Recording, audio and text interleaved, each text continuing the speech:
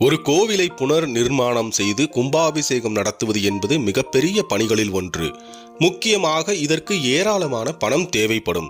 எவ்வளவு பணம் தேவைப்பட்டாலும் அதை புரட்டியே ஆக வேண்டும் என்கிறார் காஞ்சி மகா பெரியவர். கோவில் கும்பாபிஷேகத்திற்கு உதவுவதில் பலன்கள் குறித்து அவர் என்ன சொல்கிறார் என்பதை கேளுங்கள்.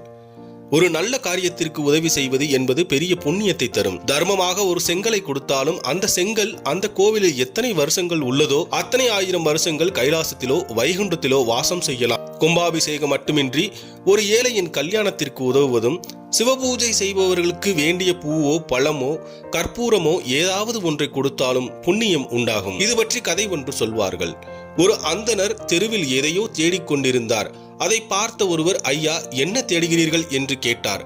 அதற்கு அந்தணர், சிவபூஜைக்கு வாழைப்பழம் வாங்குவதற்காக 1 அணா வைத்திருந்தேன், அது கீழே விழுந்து விட்டது, தேடிக்கொண்டிருக்கிறேன் என்றார்.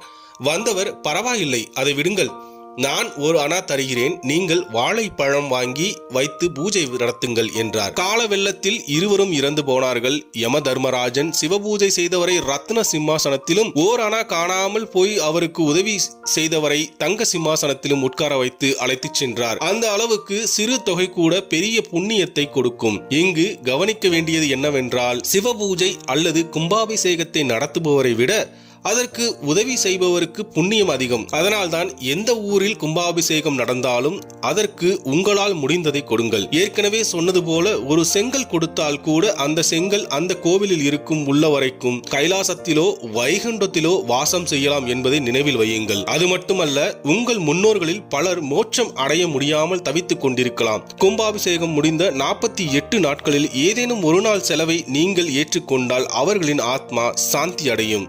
ஹரஹர சங்கர சிவ சிவ சங்கர. இந்த வீடியோ பிடிச்சிருந்தா லைக் பண்ணுங்க, ஷேர் பண்ணுங்க, கமெண்ட் பண்ணுங்க. தேங்க்யூ.